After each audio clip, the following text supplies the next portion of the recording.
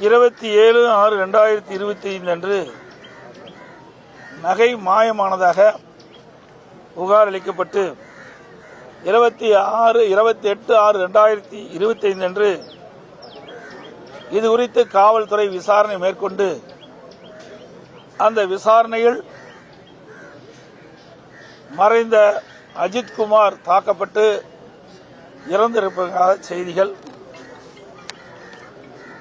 29/6/2025 இது குறித்து நான் கண்டன அறிக்கை வெளியிட்டிருக்கின்றேன். தொடர்ந்து அஜித்குமார் குடும்பத்தினர் தங்களுக்கு நீதி கிடைக்க வேண்டும் என்று போராட்டத்தில் ஈடுபட்டார்கள்.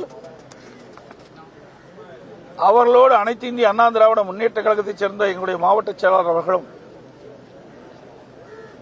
சட்டமன்ற உறுப்பினராக இருந்த அறிவிச்சவர் செந்தில்நாதன் அவர்களும் எங்களுடைய கழக நிர்வாகிகளும் தொண்டர்களும் அவர்களோடு இணைந்து மறைந்த அஜித்குமார் நீதி கிடைக்கின்ற விதமாக போராட்டத்தில் ஈடுபட்ட காரணத்தினால் வேறு வழியின்றி இந்த அரசு இந்த அஜித்குமார் விசாரணையின் போது தாக்கப்பட்ட காவலர்கள் மீது வழக்கு பதிவு செய்து அவர்களை கைது செய்திருக்கின்றார்கள். அதே நேரத்தில் அனைத்து இந்திய அண்ணா திராவிட முன்னேற்ற கழகம் எங்களுடைய வழக்கறிஞர் மாரிஸ்குமார் என்பவர் இது குறித்து மதுரை உயர்நீதிமன்ற கிளையில் வழக்கு தொடர்ந்தார்.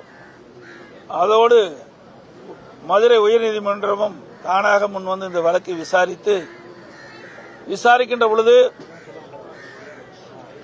ஒரு குடிமகனை அரசே உயிரிழப்பதற்கு காரணமாக இருந்துவிட்டது என்று கண்டனம் தெரிவித்திருக்கிறார். அனைத்து இந்திய அண்ணா திராவிட முன்னேற்ற கழக மறைந்த அஜித்குமாருக்கு நீதி கிடைக்க வேண்டும் என்ற அடிப்படையிலே போராட்டம் நடைபெற்றது. ஆகவேதான் இன்றைய தினம் இந்த அரசு வேறு வழியின்றி பல காவல்துறை காவலர்கள் மீது வழக்கு பதிவு செய்து அவர்களை கைது செஞ்சு இன்றைக்கு சிபிஐ இந்த வழக்கை விசாரிக்க வேண்டும் என்று அறிவித்திருக்கின்றது.